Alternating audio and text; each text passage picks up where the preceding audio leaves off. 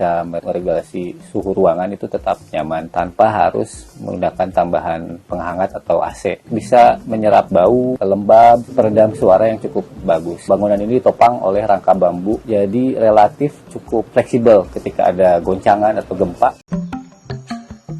Besi dan semen itu hanya untuk fondasi saja. Mungkin 40% lebih murah ketimbang membangun rumah konvensional. Halo, selamat datang di rumah tanah kami.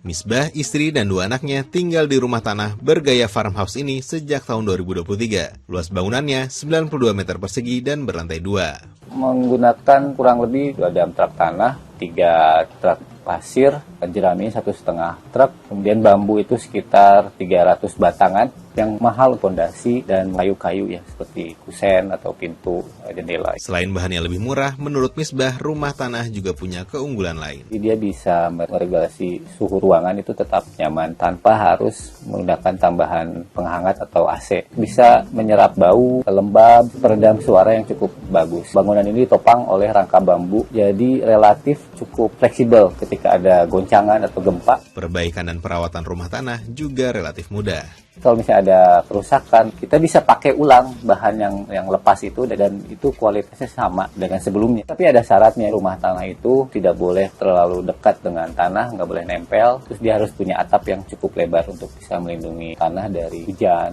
dan panas matahari. Sebelum membuat rumah untuk ditempati, Misbah membuat bangunan uji coba. Saya petani, saya tahu tanah itu sangat berharga. Dan ketika saya memanfaatkan tanah ini sebagai material rumah, saya menjaganya untuk tetap raw. Sehingga saya yakin jika rumah ini selesai dan kembali lagi ke tanah, vitalitas tanah sebagai pemantik kehidupan itu tetap ada. Tumbuhan bisa tumbuh lagi di tanah itu. Kedua, saya yakin bahwa ini tidak akan memberi dampak buruk pada lingkungan. Tertarik membuat rumah dari tanah, sahabat DW?